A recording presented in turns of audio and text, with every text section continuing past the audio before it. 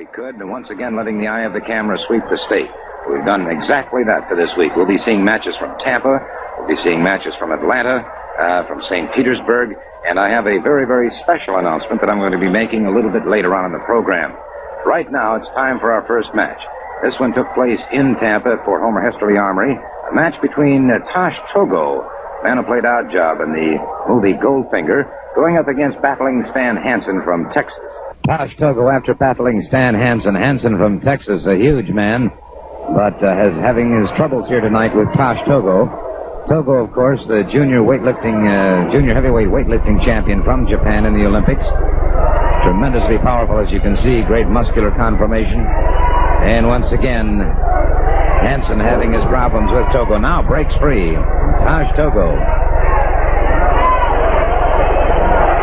Man that you've seen many times on television, also in the movie Goldfinger, and he played the part of Oddjob, showing once again tremendous skill, tremendous ability as a competitive wrestler. Catching Hansen's arm now and has it stretched way up over his shoulder. Hansen is tall and very, very powerfully built, but Togo, short, rugged, built like a tank. Hansen catching a chop across the throat that time, backing away now, eyeing this man Tosh Togo with a great deal of respect. Once again, it's Togo moving in, an extremely aggressive competitor. Togo is constantly on the move. There's Hansen now trying to twist that arm, but see the tremendous strength that Togo has, evidencing some pain, but not nearly as much as the average competitor would, I am sure. Togo now cagey, walking around. Hansen infuriated, trying to get to Togo. Referee warning Hansen about his fists. Togo has a psychological edge at this point. He has Hansen infuriated, losing his cool.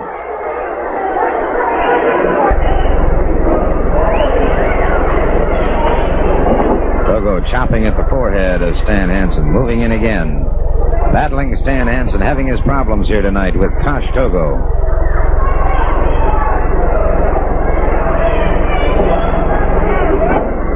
Togo again drops Hansen to the canvas. A menacing individual, Tosh Togo. Thus far, completely dominant in this match against Stan Hansen. Caught with the right hand. Caught again. And Togo, a little bit unnerved perhaps at this point.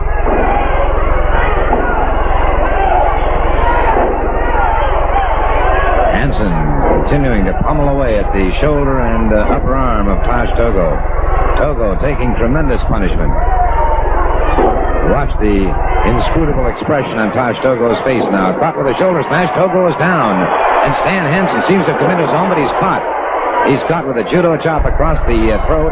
And now it's Tosh Togo going in with the Oriental Claw into the solar plexus of the battling Stan Hansen, catching him in the abdomen now. Tosh Togo using that Oriental Claw. Referee calls for the break on it. And again, Togo moves in, once again applying the Oriental Claw. Extremely and intensively painful. Again, Hansen getting that foot over the ropes, and Hansen saving himself at that moment from certain defeat at the hands of Tosh Togo, but that Oriental Claw has taken its toll on Stan Hansen. Hansen trying to get to his feet.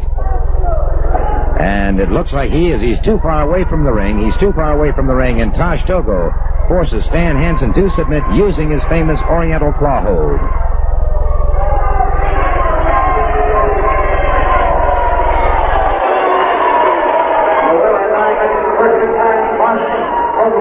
Well, Tosh Togo, who's had a successful win streak going for him in the state of Florida, goes up against a fellow Japanese, the former U.S. junior heavyweight champion of the world, Hiro Matsuda. I might just point out in this match that Hiro Matsuda was never defeated for the junior heavyweight championship of the world. He simply outgrew the title. He just couldn't make the weight limit any longer. Tosh Togo and Hiro Matsuda will meet in the squared circle in a judo jacket match. Both wrestlers going into the ring with judo jackets on. Some of the greatest Oriental style of competition that you'll ever see will take place right now between Tosh Togo and Hiro Matsuda. A judo jacket match now. Hiro Matsuda and Tosh Togo, the man who played Oddjob in Goldfinger. bowing to each other slightly from opposite corners, both men eyeing each other extremely carefully, both men from Japan. Tash Togo, the former junior heavyweight weightlifting champion in the Olympics from Japan. Hiro Matsuda, the former junior heavyweight wrestling champion, and hailed as the greatest catch-as-catch-can wrestler ever to come from Japan. Note now with the judo jackets on, both men going for an advantage hold if they can on the jackets themselves. And of course, here is your great difference. You can use the gi, as it's called, to your advantage. All right, watch now. Matsuda moving in. Again, both men are grabbing at the sleeves of the judo jackets. And once again, neither man able to catch an advantage position. All right, referee watching now as once again they go for the sleeves. Both men looking to see if they can get a throw. Neither man able to do so. Once again, they're into the ropes. And it was Togo who was brought down on a leg trip by Hiro Matsuda. Togo trying to catch an advantage on the break that time. And now Togo head scissoring Hiro Matsuda. The referee calls for the break, however. Matsuda coming up. Matsuda taller than his opponent, not necessarily heavier, however. Fine throw by Tash Togo. Has Matsuda on the canvas. Referee checking. As the hold is still on the jacket itself.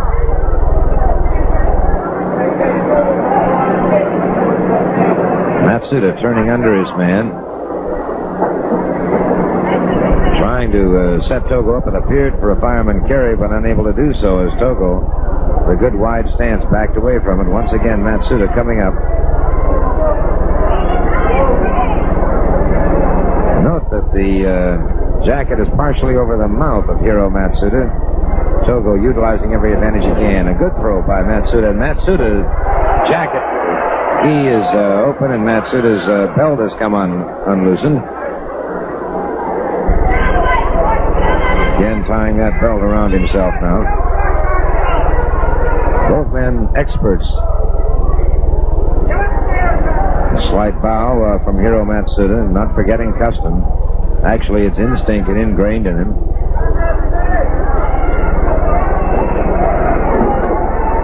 Good hip throw by Matsuda. Catches that arm. Togo swinging into Matsuda now. Chop across the throat that has Matsuda in trouble. Boot to the middle of the back.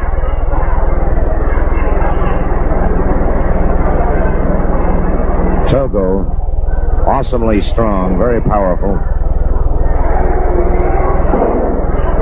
Good throw by Togo and Matsuda down on the canvas. Matsuda on his feet very quickly. And Matsuda utilizing his feet that time, and Togo backing away.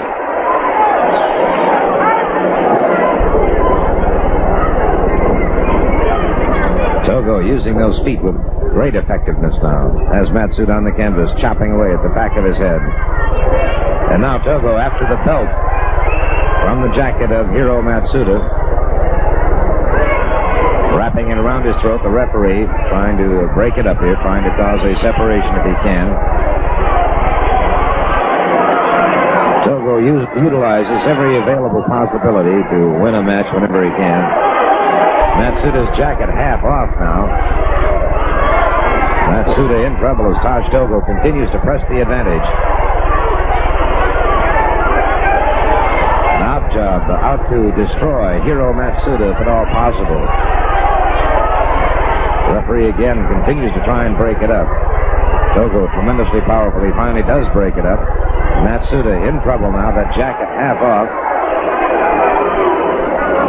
The referee has the belt. Hiro Matsuda coming to his feet very, very slowly. That oxygen supply has been cut off to his head now for some time, and he was almost unconscious. Togo moving in very swiftly, allowing Hiro Matsuda no quarter whatsoever. Still kicking away at Hiro Matsuda. Those are short thrusting kicks. Togo was going in for an oriental claw, broken up by Hiro Matsuda. And Hiro Matsuda has him in a rolling cradle, hooking that other leg. The count of 3, and Hiro Matsuda, resorting to catch-as-catch-can wrestling, emerges victorious over this judo expert, Tosh Togo. We're watching right now one of the cruelest, most savage brawlers in the professional wrestling history, Buddy Colt, the Florida heavyweight champion. You see him there in the black trunks with the red stripe, going up against Johnny Walker. Walker has been sidelined by Colt twice in professional wrestling, both times with a broken arm. Colt has a reputation of having injured and put more wrestlers out of the profession than any other wrestler alive today. This is a lights-out match. You see Colt has both of his hands taped. Johnny Walker, thoroughly and completely recovered now, going after Buddy Colt. This lights-out match, and it's Johnny Walker determined now to settle the score with Buddy Colt. Of course, with Buddy Colt, one could almost say with assurance that one never settles the score with Buddy Colt unless he considers it settled. In fact, he has a favorite phrase that he always pays his debts. And some of his debts may be somewhat misguided, but he is without a doubt one of the most brutal competitors in professional wrestling today, giving no quarter at any time. All right. Colt, watching his man, he respects Johnny Walker. He respects the great wrestling ability this man has. And he also respects the intestinal fortitude that Johnny Walker possesses. You stop to think that here's a man that has put Johnny Walker out of commission twice, sidelined him, once for 3 months, once for 2 months. It must then have tremendous heart on the part of Johnny Walker to get back into the ring with a man who has injured him in this manner. And Colt, taking that bulldog right into the turnbuckle now, caught with a knee lift by Johnny Walker. Walker catching that arm. Walker, methodical, deliberate. Now twisting the arm of Buddy Colt, and Colt trying to get outside the ring, trying to escape because he recognizes what Johnny Walker has in mind. Walker trying to get Colt set up, trying to bring him over next to that ring post where he can utilize that ring post the same way Buddy Colt did on him twice before, looking to break that arm if he can. And Walker finally delivers a knee lift into the rib cage of Buddy Colt, and Colt outside the ring. And Johnny Walker reigning supreme at the moment, and now Walker moves in again, this time caught in the face by Buddy Colt. Colt ripping across the face once again. And Walker has been slowed up, no question about this. And Buddy Colt after that left arm, and that's the same left arm that's been broken twice by Buddy Colt.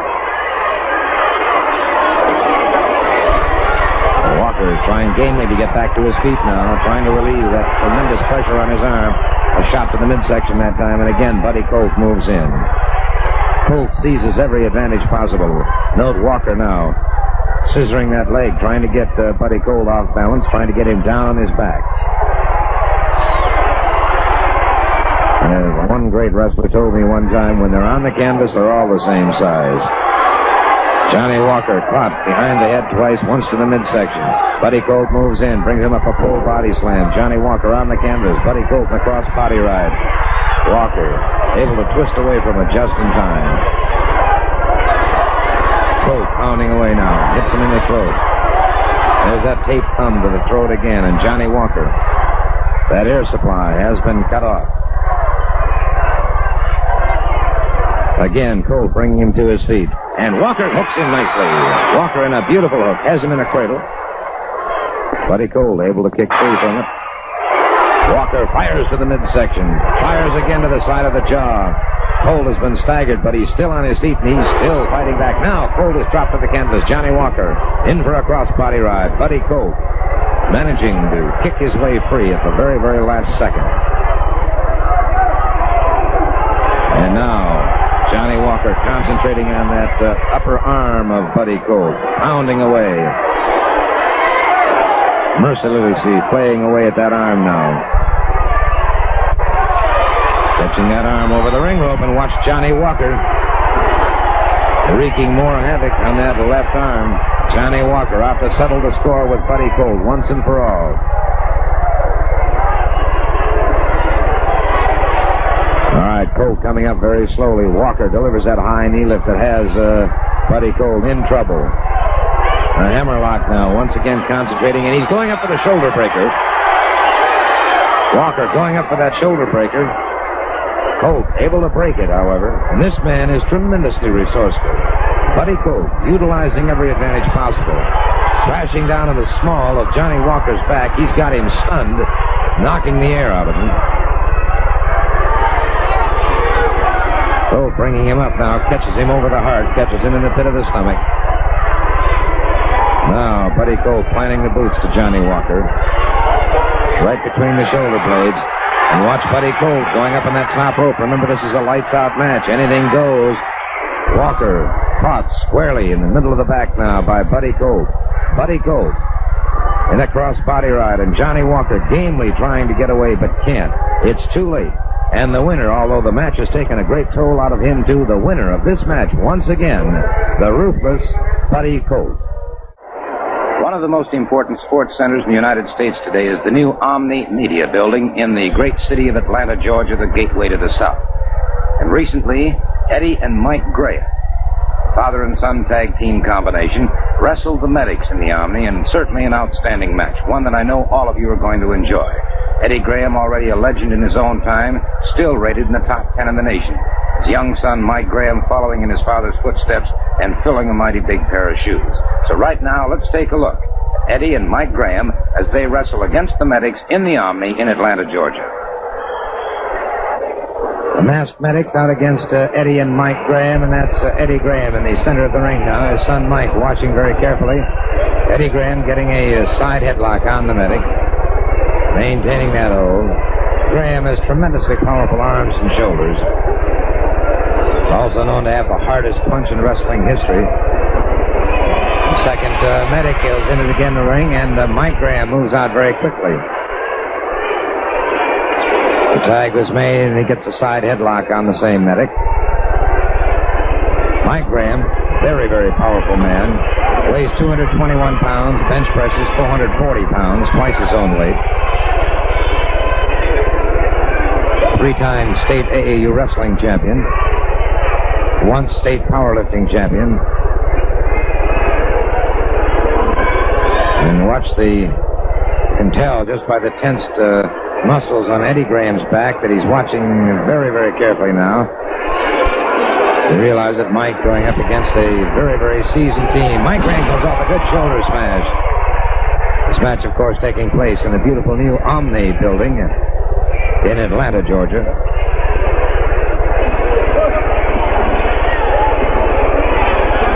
These matches under the promotion of the able and capable Mr. Paul Jones, the Dean of Wrestling Promoters in the entire South. 28 years promoting wrestling, and now it is Graham maintaining that side headlock. Young Mike Graham on the outside. Thus far, the Medics have been unable to make much headway against this combination of Eddie and Mike Graham, his father and son team. Now the second Medic moving over, and Graham, not realizing a tag was made, caught by surprise in the midsection that time.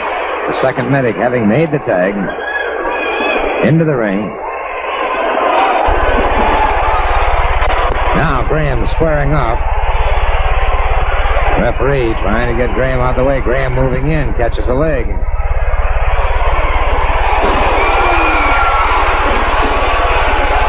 Graham putting a lot of force and weight into that leg of the Medic, and the Medic limping on that leg now.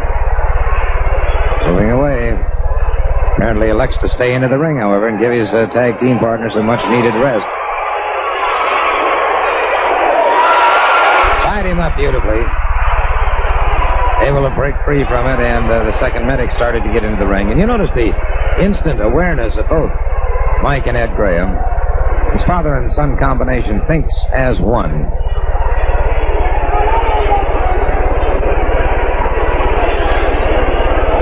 Medic trying to go for an abdominal stretch, but Graham pitting his strength against the Medic's, blocking it thus far. Now Graham dropping to a 4-point position, go behind, maintaining a ride now on the Medic. The Medic trying to move away, trying to escape, unable to do so. Now finally does. Eddie Graham makes the tag. The referee, I'm not sure whether he saw it or not. Yes, he did, and Mike Graham in there now. Good teamwork once again between Eddie and Mike Graham. And Mike Graham meeting out to some just punishment now to the team of the medics, being caught from behind by the second medic. Inside step over, and once again, Eddie Graham watching carefully, staying alert, eyeing the second medic across the ring, almost as if to defy him to come into the ring. And the medic, using his head very wisely, deciding to stay on the outside. Mike Graham in a spot of trouble. Medic has a full arm drag and twist on him, hooking those hands into the turnbuckle now. Mike Graham caught catching that shoulder, and now the medic closing in very quickly, and Mike Graham trying to escape, trying to get away from him. Tag is made with the second medic. He comes in across the deltoids of Mike Graham, and now fires up that arm again, trying to go for a hammerlock. Mike Graham trying to block him. Mike Graham behind his man, a fine waist lift takedown. Excellent move by Mike Graham, and Mike Graham has got that reserve strength now, that second wind. Go behind by the medic. Graham is sitting out, escaping. Again, collar and elbow, and again, Mike Graham with a tremendously powerful waist lift takedown. Second medic started to move into the ring, blocked by the referee. That gave medic number one an opportunity to get a side headlock. Graham did escape from it, however.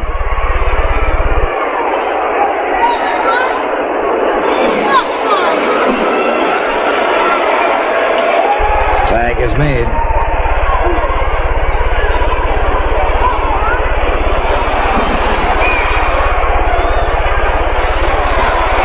Now, Eddie Graham in trouble in that far corner, but Mike Graham coming over to help out if he can, trying to separate them. And now you've got all four wrestlers in the ring at one time. All four wrestlers in there at one time. And now watch this tag team combination. Eddie and Mike Graham destroying the medics now. Both of them going for the figure four leg lock. Both of them going for the figure four leg lock. And the referee signifies the match is over. The match is over. The winners of this match, a team that is in demand all over the United States.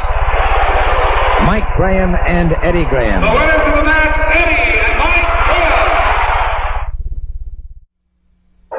Perhaps two of the most controversial wrestlers in the United States would be Paul Jones and Dick Murdoch. These two are fellow Texans.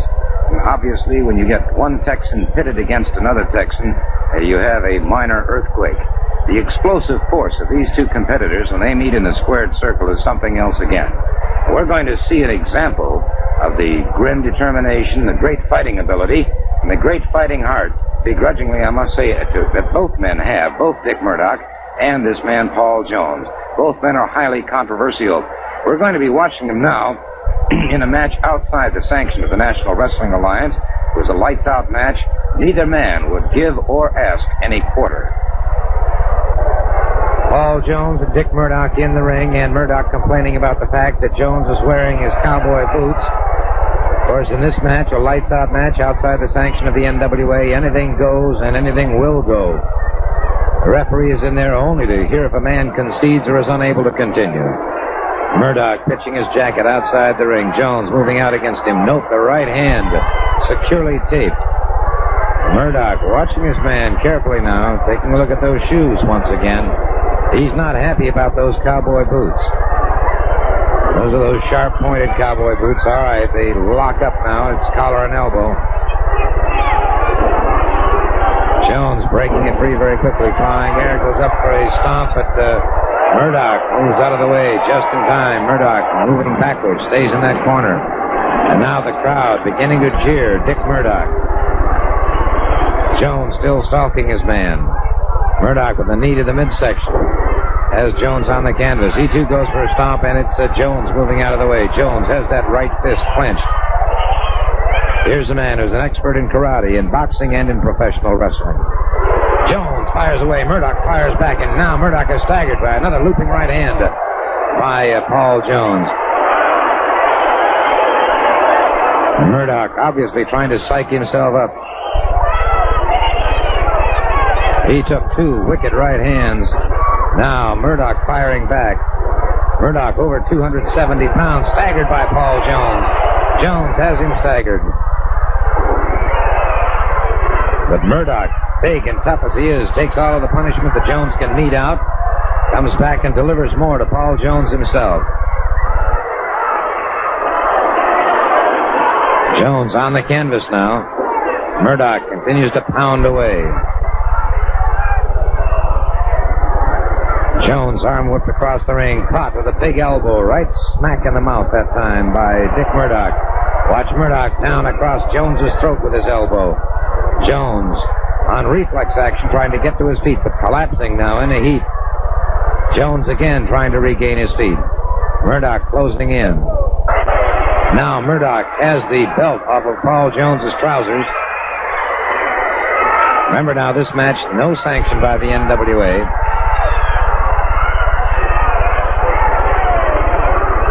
They're into those ropes. The referee does have the right into the ropes to check the match if he wishes to.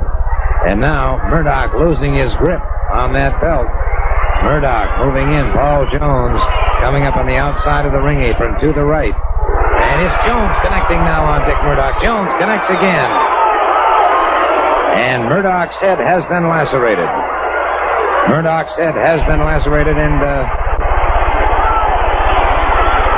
now it's Jones catching Murdoch with that belt. He catches him again, and Dick Murdoch backing away, shaking his head, coming back, catches more punishment from Paul Jones. Jones hurtled outside the ring, and Dick Murdoch following him outside the ring. Remember, once again, this is a lights-out match. No NWA sanction. Paul Jones crashed to the floor outside the ring, and now the referee trying to restore some semblance of order, and he was knocked flat by Dick Murdoch. No disqualification, no time limit. Thus far, one of the most savage, grueling matches ever witnessed. And Jones's face rapidly becoming a crimson mask. Both men have had lacerated heads now from this match. Murdoch taking tremendous punishment. Again, the referee, you see now, one referee had been shaken up, the second referee in there now, and he too is unable to restore order. Now the ring beginning to fill up, and they're trying to restore order as this match has been stopped. The match has been stopped, neither man willing to give or ask any quarter. A savage match between Dick Murdoch and Paul Jones. Certainly one of the most roughest and most rugged wrestling matches ever seen is a battle royal, particularly if it's an over-the-top battle royal. When you get 18, 19, or 20 men into the squared circle at one time, anything could happen and generally does. In a recent battle royal held in Tampa, it was a 19-man over-the-top battle royal, and it was quite an upset victory, as you're going to see right now. In the battle royal, there goes El Psychedelico over the top rope. A 19-man battle royal. Taj Togo in there. And Tim Woods catching him from behind, but now Tim Woods being set upon. This is, as I said, a 19-man battle royal over the top rope. The winner of the last battle royal was Ron Fuller. Of course, Ron Fuller has been injured in an earlier altercation with Dandy Jack and the Samoans. Rumor has it that Buddy Gold has paid Dandy Jack and the Samoans to put Ron Fuller out of wrestling. And Ron Fuller was out of action, is out of action. And is not competing in this battle royal. Another man over that top rope now. And the field is steadily narrowing here in this battle royal. A.L. Lewis trying to escape now from Tim Woods. Gorgeous George is still in the battle royal, as is Hiro Matsuda. These men, as they continue now, the field is being closed. Another man over that top rope and out of action. And there's Ron Fuller. Ron Fuller, who had been injured. You can see his head wrapped in a bandage in there. And although he had filed his entry, he did not believe that he would be in to compete after that injury. But he's in there and he's pounding away. And he wants this battle royal. He wants that $6,012. And now Fuller, looking at the men that's left. Catching another man. Jim Woods caught from behind by Dale Lewis, and another man over the top rope. Couldn't see who it was at that point.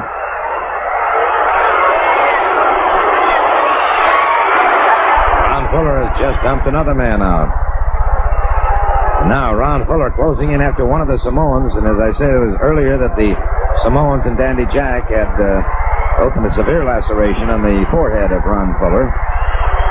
And the ring is rapidly cleared. Only 5 competitors remaining in the ring at this time. Wait a minute. One more, and then, of course, excellent flying drop kick that eliminates another man. And so the field of competitors has been narrowed. Ron Fuller in that near corner. And he may have it all to himself here momentarily. There's Dandy Jack. You can see him at the bottom of the screen, the manager of the Samoans.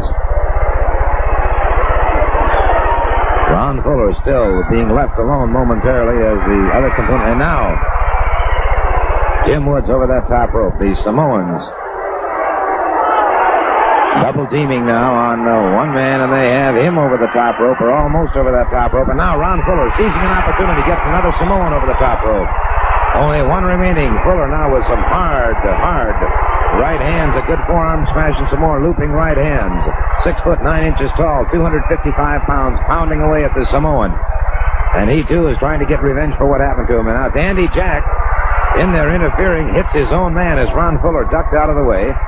Fuller brings the Samoan up and dumps him. But now Gorgeous George, who had been outside lurking in the shadows and is still part of this battle royal, catches Ron Fuller from behind and drops him over that top rope.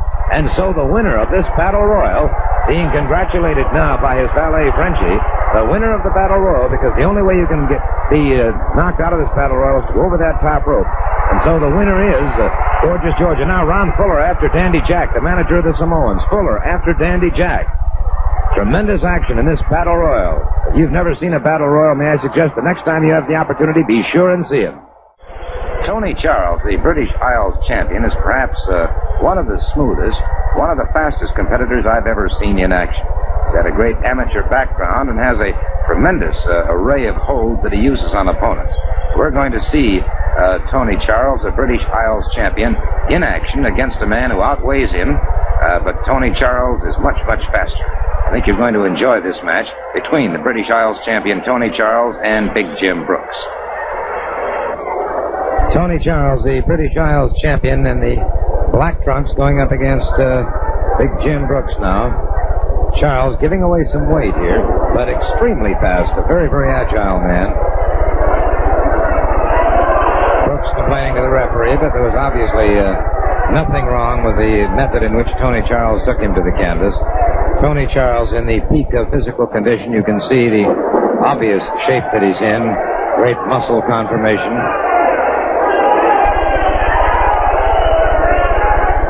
Charles moving around the ring.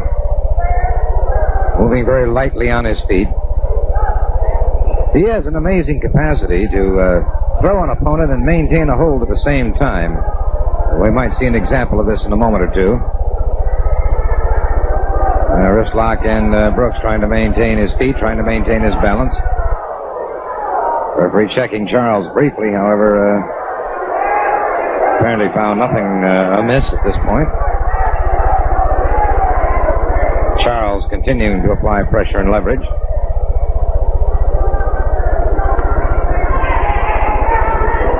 And again, this time the referee, thinking that Charles may have been pulling his hair, caused the break. Charles did not argue about it, went ahead and broke. Look at the speed with which this man moves. And again, Tony Charles now has Big Jim Brooks in trouble. The man is a cousin of Dick Murdoch's, Brooks. Tony Charles dropping those shoes on him now, and the referee once again warning Charles. Charles moves back to the other side of the ring. Brooks coming in. A little slowly, favoring that leg. Watch Tony Charles, good stance, watching his man carefully, moves in. And again, moves quick as lightning. Has Brooks on the canvas now. keeping him tied up. Tony Charles is yet to be defeated since arriving in Florida after successfully defending his British Isles Championship twice. And on a very obviously triumphant tour throughout the United States. He is from Wales, actually. He's a Welshman.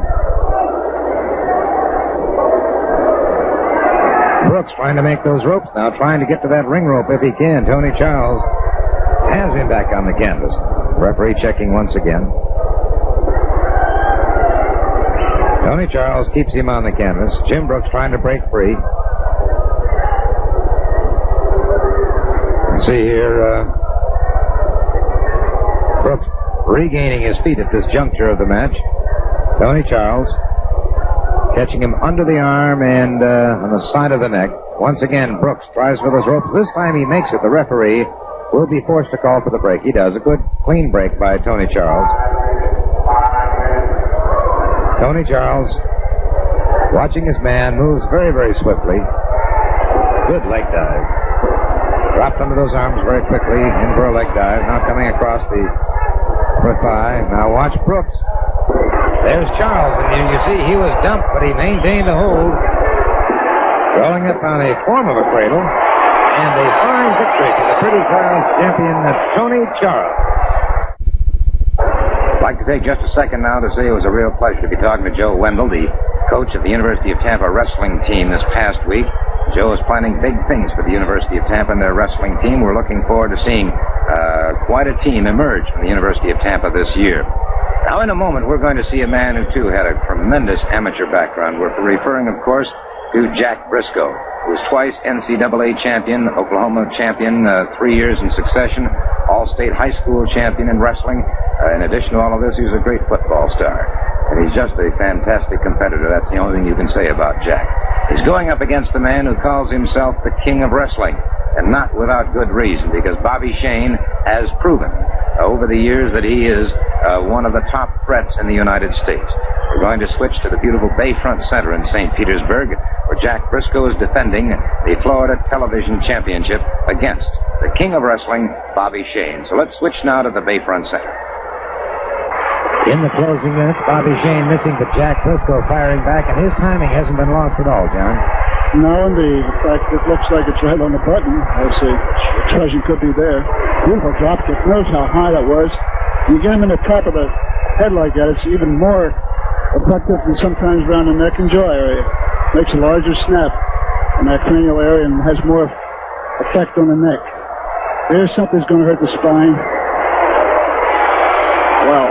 And Shane in trouble now. Jack Briscoe, who's defending his television championship, going for that figure four, but broken up by Bobby Shane.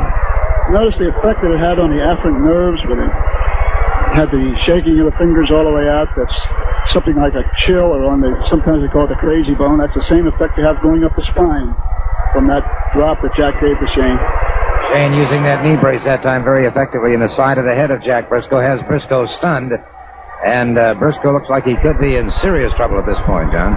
There was a serious blow right to the temple of Jack Briscoe there. Notice how he used that knee. Is that the knee that's in much controversy, Gordon? That is indeed. That's the one where he has the knee brace. And coming down across the throat of Jack Briscoe this time. And again, Briscoe in a lot of trouble.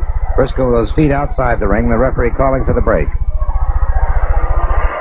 Bobby Shane, intent now on winning that television championship, brings Briscoe up, but Briscoe goes behind him. And John, take it from here. Oh boy, what a rolling cradle.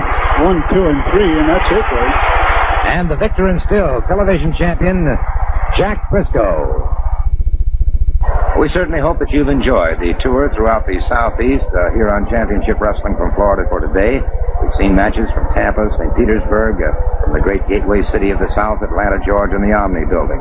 We've seen some great competitors.